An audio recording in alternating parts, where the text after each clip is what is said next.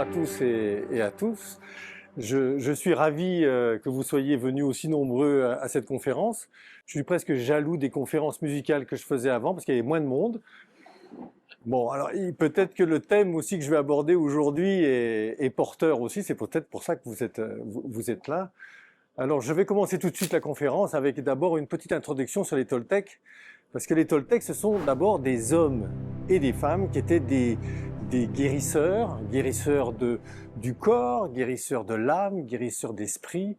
C'était aussi des philosophes, c'était aussi des gens qui avaient une ouverture spirituelle.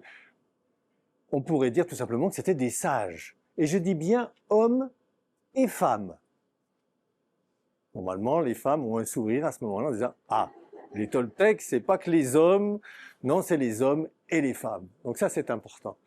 Et puis, si on devait donner... parce que eux se considèrent, ils nous considèrent tous comme des artistes. Nous sommes tous des artistes de l'esprit. Les grands maîtres s'appellent des Naguals.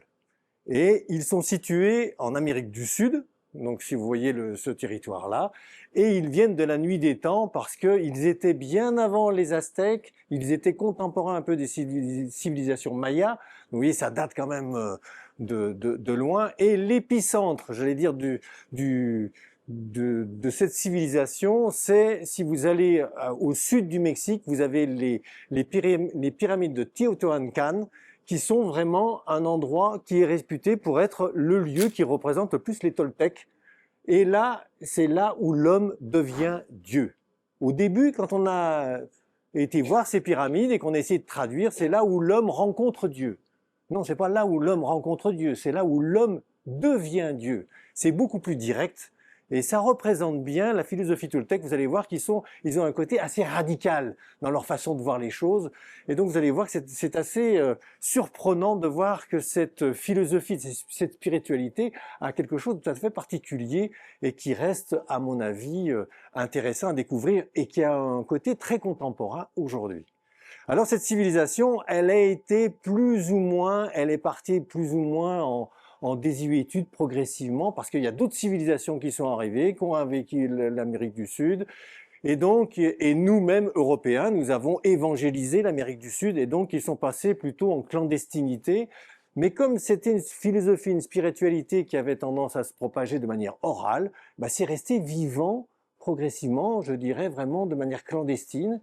Et puis, il y a eu une résurgence au XXe siècle avec un livre qui a été le best-seller, et c'est pour ça que je pense que vous connaissez un peu les Toltecs, c'est Les 4 accords Toltecs, qui a été écrit par Don Miguel Ruiz et qui a été traduit dans toutes les langues, et il y a des millions d'exemplaires qui ont été vendus dans le monde entier. Donc, Don Miguel Ruiz, il fait partie de la lignée des chevaliers de l'Aigle. Alors les chevaliers de l'Aigle, il faut savoir, dans cette civilisation, c'est une des lignées les plus élevées.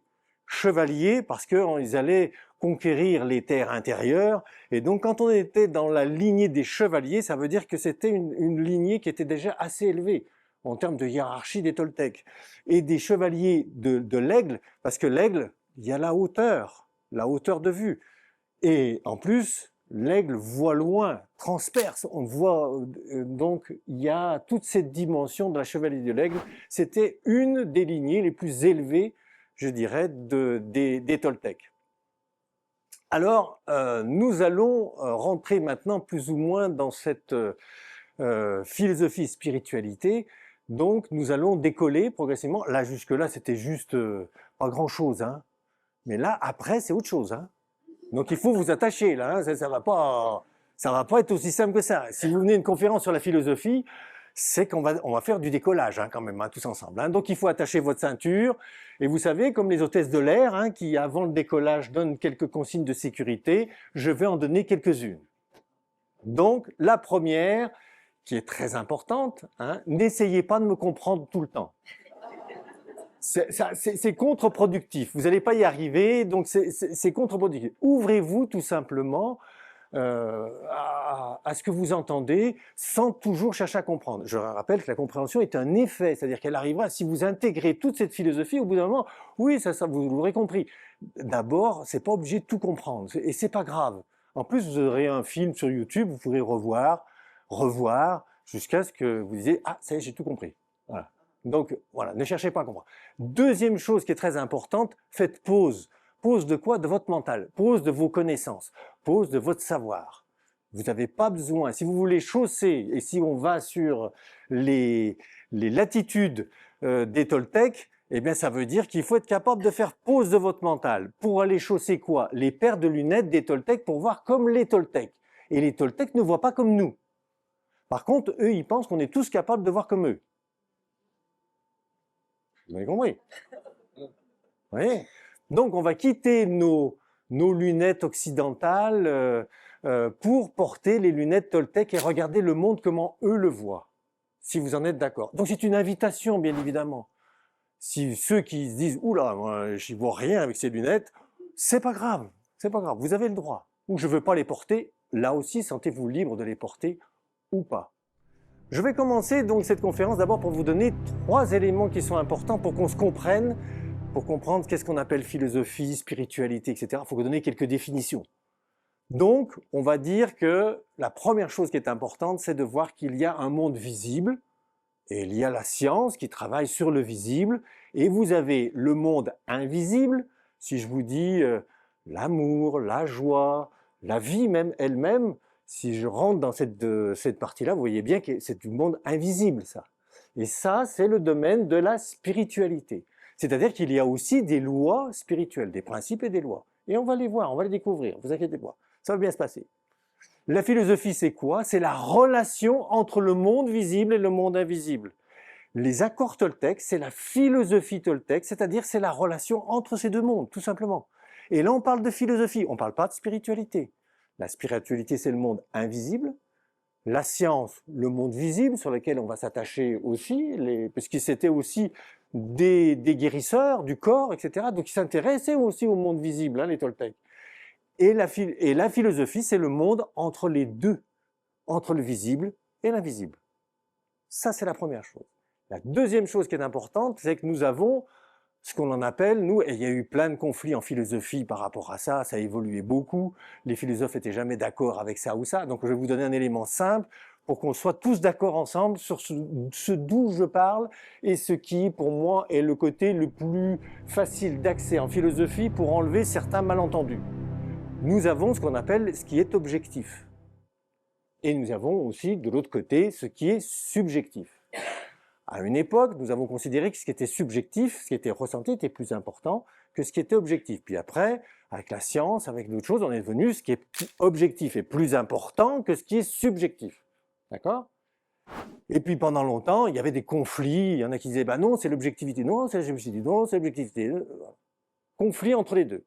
Donc nous allons, si vous en êtes d'accord, je vous invite à me suivre, c'est qu'on va élargir cette dualité qui amène le conflit, eh bien on va s'en séparer en ajoutant un troisième point qui est que la vérité, donc la vérité dont je vais tenter de pointer aujourd'hui avec vous là, elle est non objective. Alors déjà le mental, il n'aime pas ça du tout. Non objective. Oh là là là, qu'est-ce que c'est que ce truc? Eh bien tout simplement, ça veut dire que la vérité, personne ne la possède. Donc je ne la possède pas, vous non plus, personne ne possède la vérité. Et du coup, ça détend tout le monde. On peut parler de choses sans se dire « j'ai la vérité, je vais gagner, j'ai raison, j'ai tort ». Non, non, tout le monde a raison, tout le monde a tort.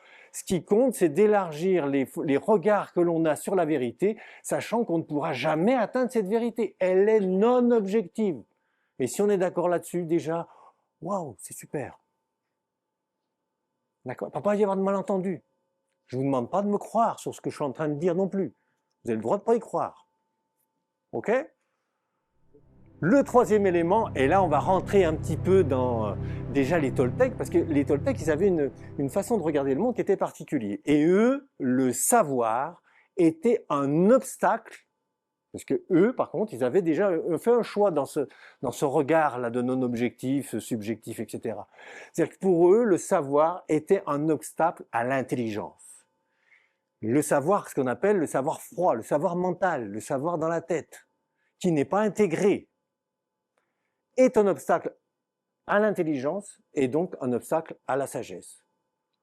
Pour les Toltecs, l'intelligence, elle est féminine et la sagesse est masculine.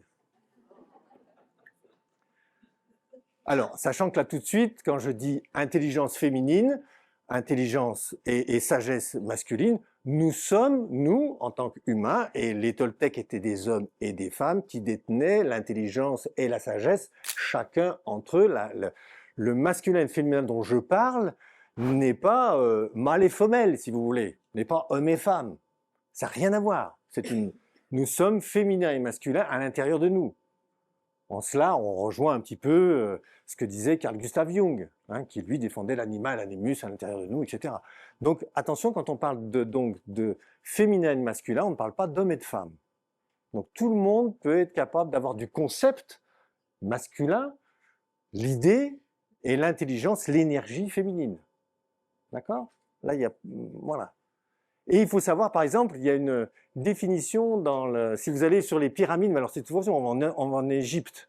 Donc à la même époque, à la même période, vous aviez tout ce qu'on appelle le livre des morts. Le livre des morts, les Égyptiens, donc ça vient de l'époque des pyramides d'Égypte, et il y avait toute une hiérarchie au niveau de l'Égypte ancienne, contemporaine des Toltecs, et ils avaient des livres selon la hiérarchie dans laquelle ils étaient. Il y avait un livre qui leur donnait les lois, comment ils devaient appliquer les choses, comment faire, etc.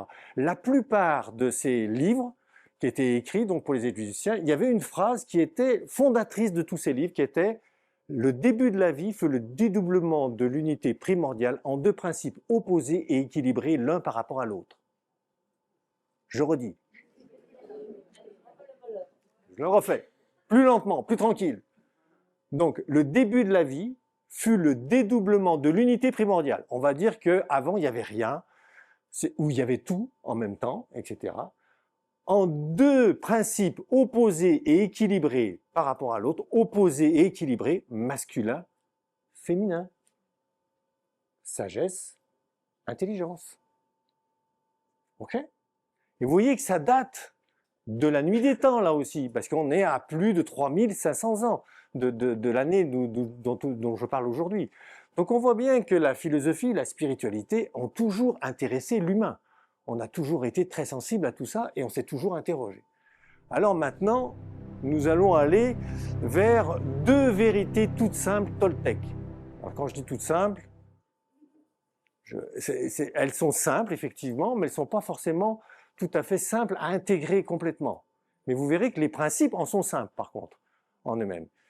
Et il y a une petite anecdote sur la première vérité toute simple, c'est que Don Miguel Ruiz a donc écrit les 4 accords Toltec, et Olivier Clerc qui a traduit le livre en français, donc celui que vous lisez sur les 4 accords Toltec, c'est Olivier Clerc qui a donc rencontré Don Miguel Ruiz, qui a sympathisé avec lui, et ils ont discuté beaucoup. D'ailleurs, maintenant, Olivier Clerc écrit beaucoup de choses d'autres par rapport au pardon, etc., parce que ça l'a vraiment, c'est une rencontre très forte, très puissante pour lui. Et Don Miguel Ruiz lui raconte un petit peu quels ont été les grands déclics de sa vie, quels ont été les moments les plus opportuns, qu'est-ce qui s'est passé. Et il raconte à un moment une anecdote à Olivier Clerc sur ce qu'il s'est passé, le moment où il y a eu un changement complet dans sa vie. Et il dit c'était une rencontre à un moment donné avec mon grand-père. Avec mon grand-père, il y a eu un truc là, on s'est rencontrés et il y a eu avant et après. Et Olivier Clerc lui dit, mais il lui raconte toute l'histoire, et il lui dit, mais ça, faut que tu l'écrives dans un bouquin. C'est top, quoi, ce que tu viens de me raconter. Et si vous allez lire le bouquin La Voix de la conscience, qui est un des derniers bouquins qu'a écrit Don Miguel Ruiz, il raconte cette anecdote. Donc il a suivi le conseil de Olivier Clerc.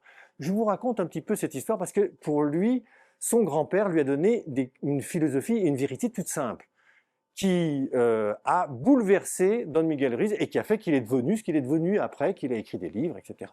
Donc Don Miguel Ruiz faisait partie, il savait qu'il était l'héritier de la lignée des Chevaliers de l'Aigle. Les concepts, il les avait entendus, bien évidemment. Il était élevé, mais voilà, il a fait ses études, il voulait devenir médecin. D'ailleurs, il est devenu médecin. Donc, et puis, mais j'allais dire, le rapport avec le Toltec, il en avait entendu parler, mais pour lui, c'était un peu extérieur à lui. Il savait qu'il était Toltec, mais bon, il n'était pas plus touché que ça. Lui, il avait vraiment envie de réussir ses études, donc il était vraiment branché de devenir un médecin, etc., etc. Et il avait son grand-père et sa grand-mère Sa grand-mère était une grande guérisseuse, hein, très réputée, donc beaucoup de monde allait voir la grand-mère. Hein.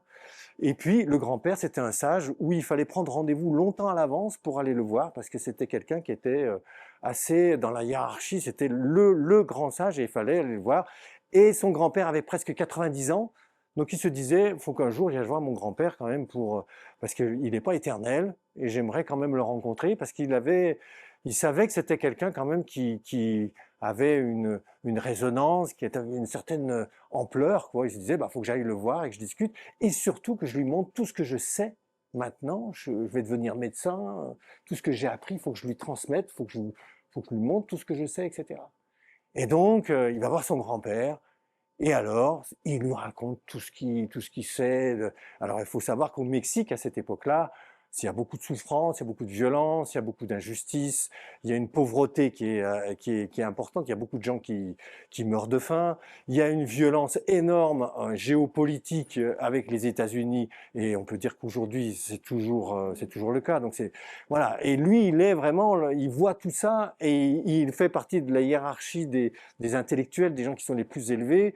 Donc il rentre dans certains combats, il comprend déjà que la planète, faudra en prendre soin, etc. Et donc il raconte tout ça à son grand-père, en disant, ouais, mon grand-père, il va voir que je suis le digne héritier de lui, que je sais plein de choses, etc., etc., etc. Et son grand-père l'écoute active hein, des Toltecs, c'est-à-dire que vraiment, il fait silence et il écoute vraiment son petit-fils jusqu'au bout, jusqu'au bout, jusqu'au bout. Puis il y a un moment, son grand-père pointe un petit sourire sur le côté. Et là, Don Miguel Ruiz sent que ce que le grand-père va répondre va être pas ce qu'il attend. Il s'en doute un peu. Il se dit, le sourire qu'il me fait, il me dit, il se moque de moi ou je lui raconte quand même que ça va mal, que voilà. Et donc le grand-père commence en lui disant, mon petit-fils, toutes les histoires que tu m'as racontées, tout ce que tu m'as raconté, là, ce sont des histoires. Et je vois que toi, tu y crois beaucoup à toutes ces histoires. Et tu as le droit d'y croire. Mais on peut ne pas y croire. Donc là, Don Miguel commence à dire, oh, là où vous m'emmenez, je ne vois pas bien. Et il lui dit, tu sais, tous les conflits dont tu parles, toute la lutte entre le bien et le mal dont tu me parles, il n'existe que dans l'esprit humain. Je redis, tout le bien et le mal, tous les conflits qui existent ne sont que dans l'esprit humain. Parce qu'en réalité, le monde qui nous entoure, il est parfait. Le monde minéral, le monde végétal, le monde animal, le monde humain, l'infiniment grand, l'infiniment petit, cette intelligence qui nous entoure, elle est extraordinaire et elle est parfaite. Il n'y a pas de conflit dans la nature. Il n'en existe pas, ça n'a aucun sens. Nous sommes entourés de perfection. Et donc là, on tombe alors nous sommes dans le registre du non-visible, nous sommes donc dans la spiritualité. Le principe, et il n'y en a qu'un principe chez les Toltecs, il est tout simple, c'est que tout est parfait. C'est aussi simple que ça, c'est aussi radical que ça. Tout est perfection. Tout est perfection. D'accord? Donc ça, déjà, c'est pas si simple que ça. Et le grand-père qui poursuit.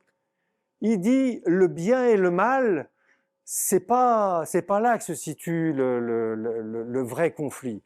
Il se situe entre la vérité et le mensonge. Nous sommes entourés de vérité et de mensonges. C'est ça qui fait tous les conflits dans notre humanité.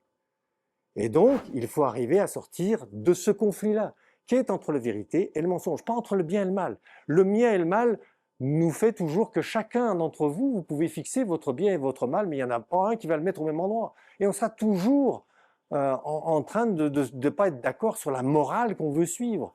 Et la morale, donc, pour les Toltecs, n'a pas aucun sens. Ou alors, c'est une morale qui dit, il y a le bien sans mal. Il n'y a pas de mal. Il y a ce qui est accompli et ce qui est en devenir d'accomplissement. Il n'est pas possible qu'il existe le bien et le mal. Vous me suivez jusque-là, ça va? Vous n'êtes pas... Donc, on est sur cette partie de perfection. Et donc, il y a trois grands concepts qu'on peut avoir entre les deux. C'est-à-dire, pour les Toltecs, la vérité, c'est la lumière. Et donc, quand vous pensez des formes de pensée qui sont justes, elles laissent traverser la lumière. C'est du cristal, ou c'est du diamant, ou voilà. Par contre, quand vous avez des formes de pensée qui ne reflètent pas la lumière, donc qui sont des mensonges, eh bien, ce sont des pierres. Et si vous avez beaucoup de formes de pensée, qui sont donc des pierres, qui obstruent la lumière, et que vous mettez le mortier de votre foi et de vos croyances dessus, eh bien, vous construisez un mur.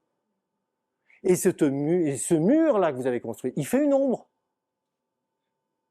Et il lui dit à son petit-fils, ceux qui sont non initiés vont travailler sur l'ombre, vont regarder l'ombre en disant ah, oui, il y a la guerre, il y a la famine, il y a des gens qui sont pauvres, etc., etc., etc. Et les initiés, eux, ils s'attaquent au mur. C'est-à-dire là où il y a les mensonges. On enlève les mensonges. Et donc, on parle d'accord toltèque. L'accord, c'est l'accord aux formes de pensée. Je suis d'accord avec quelque chose qui est faux et j'y donne ma foi. Eh bien, je suis en train de construire le mur qui fait obstacle à la lumière.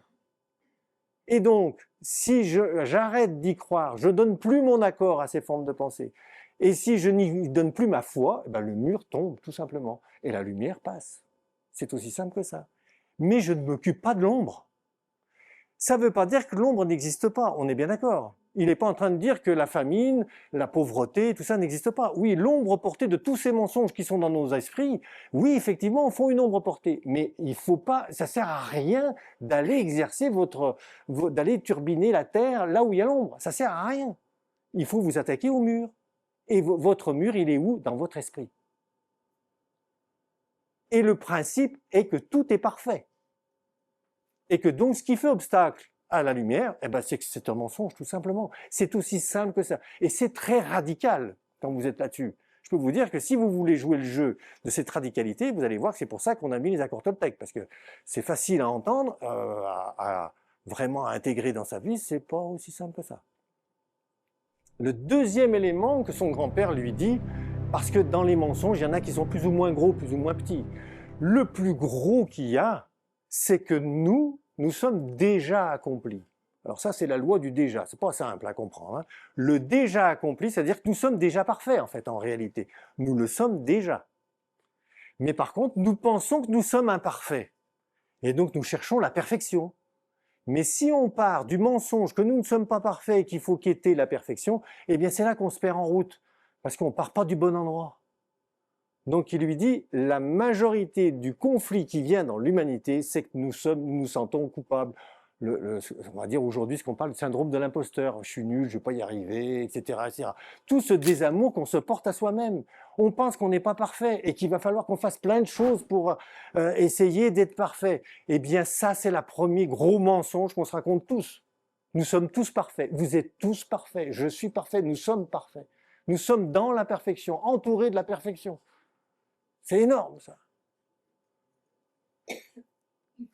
Donc voilà le premier élément. Le deuxième élément, donc le premier, c'était la lumière qui traverse à travers la vérité. Le deuxième, eh bien, c'est que la loi du déjà accompli. Il y a une autre loi, et là, on est encore dans les lois spirituelles toltèques. Hein. Là, je ne suis encore pas dans la philosophie. On est encore dans la spiritualité toltèque. La deuxième, c'est les causes et les effets. Les causes et les effets, c'est un élément important. Parce que pour les Toltecs, il y a une forme de dédoublement. Nous avons un mental, un ego, une identification. Alors, on va dire qu'une partie de nos mensonges, petit à petit, on y construit une identité. D'ailleurs, qui est liée quelquefois à notre prénom. On va y mettre nos prénoms. Et donc, on est identifié à nos prénoms. Et ça, c'est le petit moi. Les Toltecs, c'est le moi d'avant-plan. On va dire ça comme ça. Et puis, il y a un autre moi à l'intérieur de nous. Eux, les Toltecs, ils appellent ça le moi authentique. Le moi authentique, il est à l'intérieur de nous. Et il y a donc un moi d'avant-plan et un moi d'arrière-plan. D'accord? Un moi profond, si je puis dire. D'accord? Donc, on est en train de jouer avec les Toltecs. Hein, donc, il faut vous rentrer dans l'idée que c'est possible. Hein? C'est bon? Donc, vous avez un moi d'avant-plan qui, lui, n'existe pas vraiment, mais qui croit qu'il existe. Et vous avez un moi authentique qui, lui, est beaucoup plus large et qui existe. Et pour le grand-père, il explique à Don Miguel qu'en fait que la cause de notre expérience, elle est le moi authentique. Et le monde des effets, c'est le monde extérieur à nous-mêmes. Donc il y a un niveau cause où tout se construit, où tout se fait, et il y a le monde des effets. Et il lui dit, le principe de la loi du cause et d'effet, c'est la dissolution du temps. C'est-à-dire qu'avant Einstein, les Toltecs ils avaient déjà compris que le temps était relatif. C'est-à-dire que le moi authentique, et donc je vous demande d'attacher votre ceinture, là on va décoller encore un peu plus haut, il va y avoir plus beaucoup d'oxygène, hein, faites gaffe. Donc, c'est-à-dire que nous sommes, le moi authentique, lui, il est dans le non-temps. C'est un concept qui n'est pas pour nous facile d'accès. Et notre moi, lui, il est dans le temps. Mais si vous regardez bien, un enfant qui est tout petit, il n'est pas dans le temps hein, non plus. Hein. On lui a appris le concept. Vous avez appris le concept du temps. Vous n'êtes pas né avec le temps. Vous l'avez appris. Un enfant, il est le moi authentique.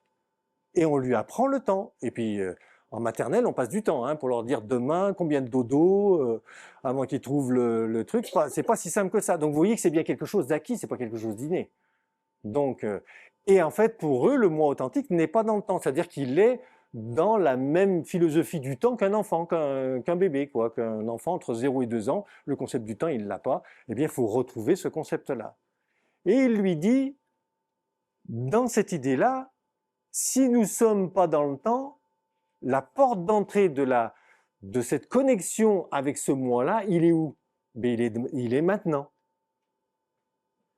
On est d'accord? Il est maintenant. Est-ce que maintenant a un passé? Non, maintenant n'a pas de passé. Est-ce que maintenant a un futur? Non, il n'y a que maintenant. Maintenant et maintenant. Donc il lui fait comprendre que l'entrée pour aller au contact du moi authentique, c'est maintenant. Parce que maintenant est toujours maintenant. Le maintenant, il ne bouge pas. C'est un point qui ne bouge pas. Le temps peut passer à travers nous, mais le maintenant, lui, est immobile. Il ne bouge pas. D'accord? Et donc, il lui dit, donc, si le passé, dans le non-temps, n'existe pas, vraiment, ou en tout cas, les faits peuvent être justes, mais je peux les transformer, et les futurs peuvent être transformés. Et c'est pour ça qu'il lui fait comprendre le concept d'être des artistes de l'esprit. Nous créons le monde. À quel endroit? À cet endroit-là. Et il lui dit, alors là, attachez votre ceinture, là, parce que là, on va encore, là, il n'y a plus beaucoup d'oxygène à cet endroit-là. Hein. Donc, il lui dit, la pollution dont tu as parlé tout à l'heure, entre les hommes qui polluent la planète, etc., c'est juste, ça c'est l'ombre portée. Donc, il ne lui dit pas que c'est faux ce qu'il dit, mais qu'on peut le voir autrement. C'est-à-dire que les causes de la pollution, qui sont dans le passé que les hommes ont fait. Ils ont fait des choses et dans le futur, on a un résultat qui n'est pas terrible. Il lui dit, tant que les hommes ne comprendront pas qu'en travaillant l'ombre, c'est-à-dire en prenant conscience qu'ils ont pollué la planète et qu'il faut dépolluer la planète parce qu'ils ont... Ça ne veut pas dire qu'il ne faut pas le faire, mais c'est pas comme ça qu'on va le réussir. Parce que la vraie pollution, c'est de penser que la cause est dans le passé, que le futur se trouve après nous. Ça, c'est la vraie pollution dans notre esprit. Ça, c'est la vraie pollution. C'est ça qui est faux. C'est qu'en fait, si on va dans le non-temps, tout est possible d'être transformé. Et c'est vraiment là qu'on prend le pouvoir de ce que nous sommes, de l'humanité là où elle est entendue, par le monde minéral, végétal, animal et partout. Notre conscience que nous sommes, c'est énorme. Et il lui dit, nous sommes non seulement parfaits, mais nous sommes beaucoup plus grands que ce que l'on croit qu'on est. Je vous rappelle les pyramides de Teotihuacan, là où l'homme devient Dieu. Il lui dit, à ce moment-là, on prend conscience. Bien évidemment qu'il faut bien comprendre que ce que je suis en train de vous dire, ça ne veut pas dire qu'on peut exercer un pouvoir sur quoi que ce soit, parce que ce qu'on appelle le moi authentique, c'est une puissance qui passe à travers nous et qu'on ne maîtrise pas du tout. On peut juste se mettre au contact d'elle, mais on ne la maîtrise pas. Par contre, on peut exercer du pouvoir sur les autres, etc. Mais ça, c'est en horizontalité de notre être, mais ce n'est pas ce que nous sommes vraiment capables de faire. C'est bon? On va redescendre un petit peu? Hein, là, on est allé loin, là. Ça, c'est comme ça que les Toltecs regardent. C'est comme ça que les Toltecs voient. Donc, c'est important de se dire, tiens, quelles lunettes ils portent et comment ils voient le monde, et ils le voient comme ça. Donc, ça ouvre une certaine potentialité qui sont intéressantes. La deuxième vérité toute simple des Toltecs, c'est que les émotions sont la vérité, le savoir qui est dans nos têtes ne l'est pas. C'est aussi simple que ça. Les émotions sont vraies, le savoir qui est dans notre tête, qui parle beaucoup, qui argumente beaucoup, lui, non. Lui, c'est pas vrai. Donc ça, c'est un des éléments importants. Et donc, les Toltecs disent, nous sommes traversés par qu'une seule énergie, une belle et magnifique énergie. Et cette énergie, quand il y a des mensonges qui sont dessus, qui viennent s'agglomérer, eh ben c'est là qu'on tombe sur de la colère, sur de la peur, sur des doutes, sur des choses comme ça. Parce que cette énergie, elle est contredite. L'énergie de la vie, si elle est contredite, elle va nous apporter des énergies, des émotions qu'on va titrer, nous, négatives. Mais en fait, non, il n'y a qu'une énergie de vie. Quand elle est contredite par des formes de pensée qui apportent du mensonge dans nos vies, alors oui, on a de la colère, alors oui, on a des peurs, alors oui, on a des doutes, alors oui, on a des gros jugements surtout, et on juge partout. Vous voyez la différence? Donc ça, c'est un élément qui est très important pour les Toltecs. La deuxième chose, Spinoza n'a pas dit autre chose. Hein. Pour ceux qui connaissent Spinoza, moi c'est un philosophe que j'aime beaucoup, enfin que j'ai aimé beaucoup parce que je l'ai lu il y a assez longtemps. Et donc Spinoza lui dit, les émotions qui arrivent à gouverner l'esprit, c'est-à-dire à faire évoluer l'esprit, c'est la joie et l'amour. Par contre, le mental, l'esprit, a tendance, le cerveau a tendance, lui, à engendrer les émotions négatives. Donc Spinoza, hein, c'est 18e siècle, hein, 17e siècle. Donc vous voyez, au 17e siècle, déjà Spinoza, il était d'accord avec les Toltecs. Mais les Toltecs sont encore là aujourd'hui. Hein. Je dis ça, je parle de ça, mais Don Miguel Ruiz, il est encore vivant. Donc voilà, c'est important de voir ça. Donc il est tout à fait d'accord avec Spinoza.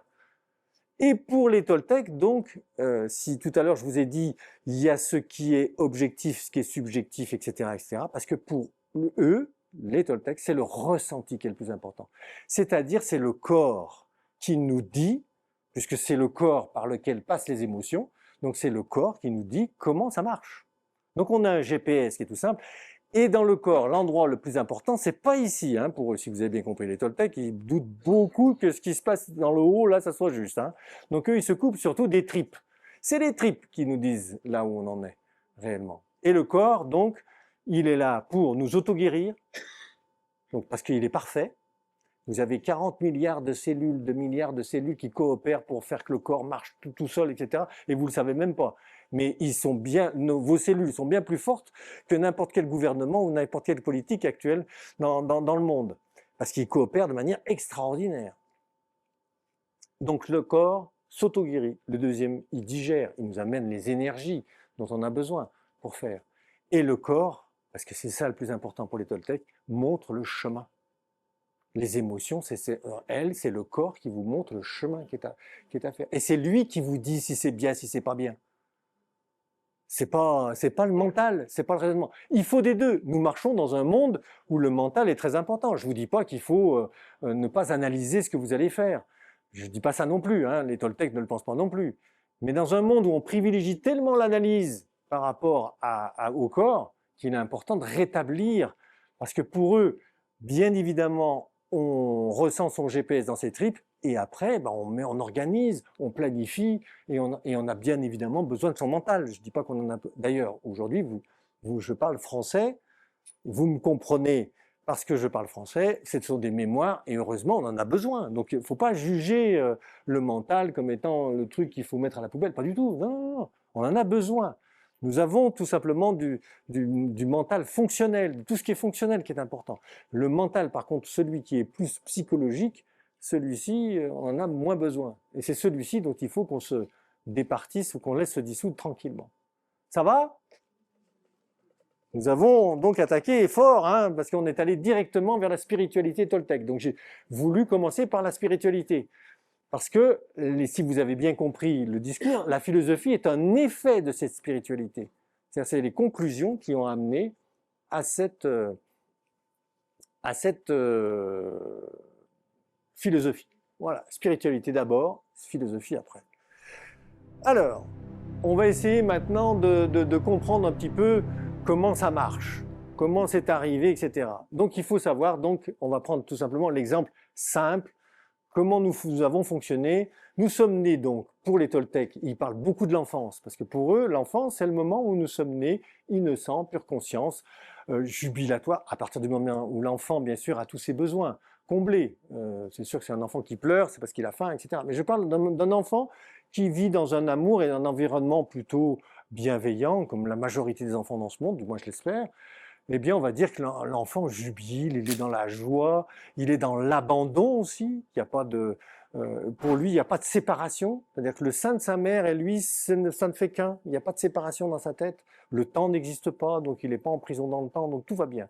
Donc là, on a l'enfant qui est la partie sur laquelle nous sommes nés. Mais par contre, nous n'avons pas conscience de cette perfection.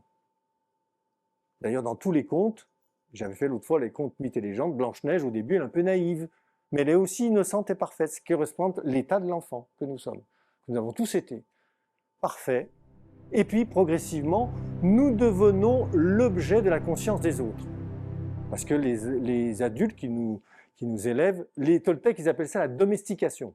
C'est un mot un peu dur, mais pour eux, c'est la domestication. C'est-à-dire que, bien, on va rentrer, on devient l'objet de la conscience des autres, et donc petit à petit, on commence à avoir un regard de soi-même par l'extérieur, si vous voulez.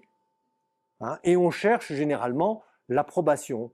L'approbation par la récompense, l'approbation par la fierté du regard de nos parents, l'approbation par les compliments qu'on nous donne, l'approbation par l'appartenance aussi. Nous appartenons à la famille, ou nous appartenons à un club de foot et on est avec les copains, donc l'appartenance est très important. Et donc ça, c'est toute la partie d'approbation qui va construire notre identité de l'extérieur de nous-mêmes.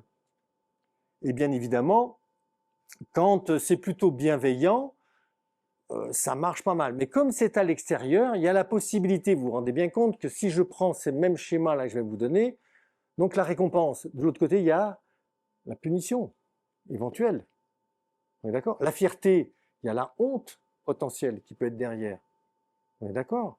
L'approbation par le compliment, c'est les reproches, l'humiliation qu'on peut faire vivre à certaines personnes. L'appartenance, c'est le rejet, c'est l'abandon. Là, tu fais plus partie de notre groupe. Et avec les réseaux sociaux aujourd'hui, les enfants en souffrent de ça, d'être dans l'appartenance. Puis après, d'un seul coup, pouf, t'es plus rien, on te coupe complètement. C'est très brutal, en fait.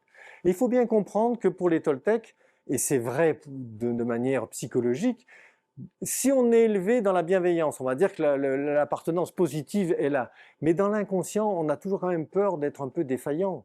Voilà. Mais par contre, si on est élevé beaucoup dans l'autre côté, c'est-à-dire par les reproches, par de la domestication violente, etc., eh bien là, c'est pas simple. Et notre système de défense qui se construit, il est pas top. Quand même, hein, on a beaucoup en difficulté. Et donc, nous avons un système de défense pour les Toltecs. Ce petit moi dont je vous ai parlé, c'est notre système de défense. Il y a 3 branches dans le système de défense. Il y a ce qu'on appelle l'inhibition, c'est-à-dire que là, c'est quand je doute de moi, etc., etc. Et plus j'ai été élevé de manière violente, on va dire, par une forme de violence, plus je vais tomber dans ce côté-là. Il y a toute la côté de la peur. Donc la peur, et qui nous amène plutôt à la fuite. Et à la fuite, c'est je serai jamais à la hauteur. Et il faut que je fasse beaucoup de choses pour y arriver. Donc je suis dans la partie du temps, là. Il faut que je travaille sur moi. Hein, le développement personnel est très fort pour ça. Hein, vous pouvez y aller, hein, ça marche bien. Hein, c'est-à-dire qu'il faut que je fasse beaucoup de choses pour devenir mieux que je suis. Mais pour les Toltecs, vous partez de l'imperfection. Donc vous n'êtes pas parti du bon endroit. Hein. Voilà. Et puis il y a bien évidemment toute la colère. C'est-à-dire qu'au bout d'un moment, un enfant qui a été maltraité, quand il a devant les injonctions contradictoires de son papa, de sa maman, ou de la société, ou des copains, ou de ses profs qui ont été différents et qui l'ont amené à autre chose, au bout d'un moment, il revendique, lui, un côté un peu violent, en disant mais voilà, je veux, etc. Donc ça, c'est la partie des 3 parties de notre système de défense qu'il va falloir abandonner, tout simplement.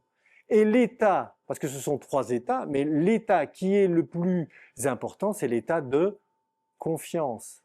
Quand nous étions enfants, nous étions confiants. D'ailleurs, on n'avait même pas conscience qu'il fallait pas avoir confiance. On était la confiance. Nos parents nous aidaient à manger, machin, on se rendait même pas compte que... Donc c'était naturel. La confiance, c'est notre état naturel. C'est l'état le plus juste possible. Et d'ailleurs, petit exemple, vous êtes là, vous avez votre système de défense, donc certains, puisque ce sont des états, chaque état a son système de pensée. C'est-à-dire chaque état crée son système de pensée qui passe à travers nous. Premier état, je suis nul, machin. Je suis à une conférence avec Jean-Michel Blanchon et je me dis, oh, putain, j'y comprends rien et tout. Putain, ce qu'il raconte le gars là. Donc là, vous êtes dans l'état d'inhibition totale, quoi. Voilà. La peur. Le deuxième état, c'est, j'ai fait cette conférence, c'était bien, mais alors, pour arriver à comprendre tout ce qu'il a dit, il fallait que je bosse beaucoup, hein. Parce que là, ça demande du boulot, hein, pour y arriver. Parce que là, waouh, c'est costaud. Ça, c'est la peur. La colère. Il nous a raconté de ces conneries, mais alors, putain, mais c'est barbant, mais c'est vraiment donc là, vous êtes dans la colère. Voilà. Dans la confiance, c'est waouh, c'était génial. Je n'ai pas tout compris, mais c'est super. Vous voyez les 4 états, hein? Et ça, c'est l'état qui nous traverse. Hein, et on choisit pas. Et il y a un jour, on va être bien à une conférence. Moi qui suis allé à beaucoup de concerts, hein, dans ma vie, il y a des jours où je suis allé à des concerts où j'étais perturbé. Le concert était magnifique quelquefois, mais je passais à côté du concert, quoi. Parce que j'étais en tant que spectateur, j'étais pas là, j'étais pas bien. Et puis il y a des fois où on est beaucoup plus disposé, et on a la confiance, et le concert, on dit waouh, c'est un super concert, quoi. Donc vous voyez bien que les états dans lesquels nous sommes déterminent un petit peu comment nous sommes. Et donc, il y a, pour les Toltecs, 5 niveaux d'identification et d'attachement que nous avons. Et là, pour vous expliquer ça, je vais prendre les exemples du football ou du sport. Le premier niveau d'attachement, c'est le moi authentique. Donc, quand vous avez plutôt réussi à dépasser et d'aller, si vous venez de la Gouale, vous serez votre moi authentique. Et donc, si vous allez regarder un match de foot, moi je me souviens quand j'étais petit, j'allais voir un match de foot dans les villages, vous savez, à côté les uns des autres. Et c'est super parce qu'on connaissait tous les joueurs d'une équipe, tous les joueurs de l'autre équipe. Et ce qui nous intéressait, c'était le beau jeu, c'était qu'il y ait des buts d'un côté, des buts de l'autre. C'était génial. Et ce qui était intéressant, c'était... Et on trouvait beau tout. Même les passes ratées, même le gardien qui, quand il était jeune, qui tombait à côté. Mais c'était marrant. Donc voilà, il n'y avait pas de... Voilà, le moi authentique, il est capable de regarder tout comme ça, avec joie, et il n'y a pas de problème. Le deuxième moi, c'est celui qui a des préférences. Donc là, déjà, vous allez voir un match, mais cette fois-ci, vous préférez quand même une équipe par rapport à l'autre. Et donc, quand il marque, tu fais « Ouais !» Et puis quand l'autre équipe marque, tu fais « Oh !» Voilà. Donc là, il y a déjà une petite préférence. Vous voyez la différence? Le deuxième état, il y a une préférence. Le troisième état, c'est l'identification. Moi, je suis allé voir un match du tournoi Destination l'année dernière à la Mas Stadium. Là, c'était France-Angleterre. Là, je pouvais dire que moi, j'étais identifié à la France. Hein, je peux vous dire hein, là, parce que c'est Ramos. Je ne sais pas si vous savez vous voyez le match. C'est Ramos qui à la fin du match qui a réussi. Oh, on était comme des fous là. Et puis on a beaucoup fait de enfin bon.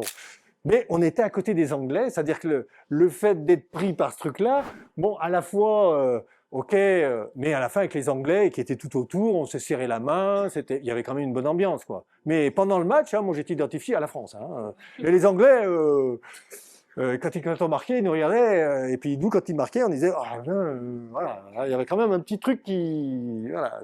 Donc ça c'est l'identification. Et après, il y a la possession. Et là, la possession, dans les stades de foot, vous voyez bien, ou ceux qui ont dans leur voiture, vous avez le drapeau, vous avez le machin, vous avez le truc. C'est-à-dire que l'équipe, c'est eux, quoi. Et là, je peux vous dire que quand l'équipe, elle gagne, là, ça, waouh. Et là, ce qui se passe, c'est qu'à la fin du match, ils ont gagné pendant une semaine avant l'autre match, ils sont super contents, quoi. Et là, ça ressurgit sur leur famille, sur le travail, ils sont super, quoi. Mais par contre, quand ils ont perdu, là, c'est pas la même. Donc là, c'est la possession. C'est-à-dire que là, d'un seul coup, l'équipe est plus importante qu'eux. Et donc là, c'est le quatrième niveau. Là, c'est la possession. Et le cinquième que disent les Toltecs, là, c'est quand même le fanatisme. Je vous raconte une anecdote parce qu'elle est vraie. Hein. Il y a un club anglais qui joue la Coupe des Coupes, la Coupe de ceux qui, hein, la Coupe d'Europe, etc. Et pour des problèmes financiers, ils ont été rétrogradés en deuxième division anglaise, donc ne pouvaient pas jouer la Coupe d'Europe. Eh bien, il y a un supporter qui s'est suicidé. Ça, c'est l'identification. C'est-à-dire, c'est le fanatisme. Au bout d'un moment, l'équipe, c'est moi. L'équipe est reléguée, c'est insupportable. Je me suicide. Bon. Ça l'est Et donc, suivant le niveau d'attachement que vous avez sur votre petit moi, je vous conseille pas les deux derniers, ouais, d'accord, mais je vous conseille au minimum. Et vous voyez bien sur les sujets, parce que moi, moi j'adore le rugby, hein, donc voilà, sur ce truc. Par contre, le foot, je peux regarder le foot, moi, à la limite, l'autre équipe ne veut pas chercher à pourquoi le bonheur. obligé, je vais essayer de faire un compromis, un gros compromis avec moi-même. Et là, c'est la renonciation. Je renonce au vrai bonheur, qui est possible pour les Toltecs, mais qui là, on est tiède, etc. Et l'autre système qui arrive quelquefois, et même dans la génération des adolescents, quelquefois, qui arrive, ce qui est assez surprenant, c'est que dans la génération des adolescents, ça arrive de plus en plus tôt maintenant, c'est la troisième hypothèse. C'est-à-dire la culpabilité, la renonciation, mais surtout on joue au Mikado. C'est-à-dire je ne bouge plus dans ma prison. Je ne cherche même plus à aménager la prison confortablement. Je joue au Mikado, je bouge pas. Donc, de toute façon, tout est fatigant. Flemme. Moi j'ai la flemme, moi je fais rien. Comme ça, écoutez. Hein. Et ça veut dire qu'on accepte une forme de culpabilité, d'être nul, de machin, puis de pas vouloir se... Voilà. Et là, généralement, ça va plutôt vers les trucs un peu dépressifs, mais dépressifs confortables, d'une certaine façon, parce que flemme, donc on bouge pas, et voilà, et ça marche quand même, quoi. Alors ça, c'est pas bon, hein. C'est pas bon, hein. Donc ça, c'est les 3 trucs qui ne fonctionnent pas. Et donc la prescription Toltec, eh bien, c'est le 5e accord Toltec. Soyez sceptiques, mais apprenez à écouter. C'est celui qui est le moins connu, parce que c'est celui qui, les Toltecs, au début, Don Miguel Ruiz disent, celui-ci, les gens vont rien comprendre si je le donne. Enfin, ils ne savaient pas comment le présenter pour qu'on puisse l'entendre de la bonne façon. Donc, il a d'abord écrit les 4 accords Toltec, et après, bien longtemps après, il a écrit le 5e accord Toltec. Soyez sceptiques, mais apprenez à écouter. Ça veut dire quoi? Soyez sceptiques. Soyez sceptiques de vos formes de pensée, si vous avez bien compris. C'est-à-dire, soyez sceptiques de l'état de votre système de défense. Les formes de pensée passent à travers vous. C'est pas vous qui pensez, c'est votre état qui pense pour vous. Vous comprenez ce que je dis? Vous pensez que vous pensez. Non, c'est pas vous qui pensez. C'est votre état qui pense pour vous. Donc, soyez sceptiques de vos formes de pensée. Ne pensez pas que vous pensez juste. Soyez sceptiques. Quand vous dites « je suis nul, j'y arriverai jamais », etc., soyez sceptiques de ça. J'ai peur, soyez sceptiques. Je suis en colère quand... Non, va à l'intérieur de toi, apprends à écouter, et arrête de projeter. Donc soyez sceptiques de ce que vous pensez. Mais apprenez à écouter. Ça veut dire quoi? Mais apprenez à écouter. Les Toltecs, ils associent l'écoute au silence. C'est-à-dire, c'est faire silence en soi. Et alors, vous avez de la colère, ça hurle, vous dites, oh, c'est pas normal, etc. Bon, déjà, soyez sceptiques de cette colère, regardez-la, observez-la tranquillement, puis petit à petit, la colère descend quand même, finit par votre système, si vous l'observez, il commence à se calmer. Et donc, il va y avoir un moment de silence. De ce moment de silence, il y a quelque chose qui va pouvoir vivre et qui pourra être reconnu et plutôt être en réaction, vous allez pouvoir être en action dans cette situation, à pouvoir dire à l'autre ou échanger de manière plus tranquille, plus posée. Si vous laissez vous posséder par la colère et que vous lapidez votre expérience, il y a de grandes chances qu'il y ait quelques cailloux qui vous reviennent quand même. Hein. Donc n'essayez pas, ça sert à rien. Et de côté pratique, apprendre à écouter, les Toltecs, ils disent toujours, parce que le grand-père, quand il écoutait Don Miguel Ruiz, ce qu'on appelle, on a fait une écoute active. Une écoute active, c'est-à-dire je fais pause en moi. Et j'écoute l'autre. Vraiment. Donc, ce qui n'existe jamais en débat politique. Je regarde Rose France, mais voilà, en politique, ah oui, on ne sait pas faire ça. En politique, pendant que l'autre est en train d'argumenter, on réfléchit déjà à qu'est-ce que je vais lui envoyer comme truc pour plus. Et voilà. Alors, l'écoute active, ils savent pas faire. Hein. D'ailleurs, il y a pas beaucoup d'endroits en politique où ça fait. Je suis désolé de le dire, hein, mais mais c'est quand même un peu vrai quand on regarde la télé aussi. Hein, c'est oh là là là là. On a des mauvais exemples. Hein. Si vous voulez regarder ce que c'est qu'une mauvaise écoute active, vous regardez les débats télévisés. Là, vous avez ce qu'il faut pas faire, hein, entre guillemets. Hein. Donc l'écoute active, c'est faire silence en soi, c'est vraiment écouter. Et l'autre le reçoit, vraiment. Une écoute active, c'est pas si facile que ça en fait à faire. Mais par contre, l'autre le reçoit. La deuxième chose par rapport à l'écoute, parce que les Toltecs en parlent aussi, il faut attendre que l'autre soit prêt aussi à... Si par exemple vous êtes engueulé avec quelqu'un et que l'autre personne vous dit « Non mais là je suis pas prêt à... » faut respecter. Voilà, silence.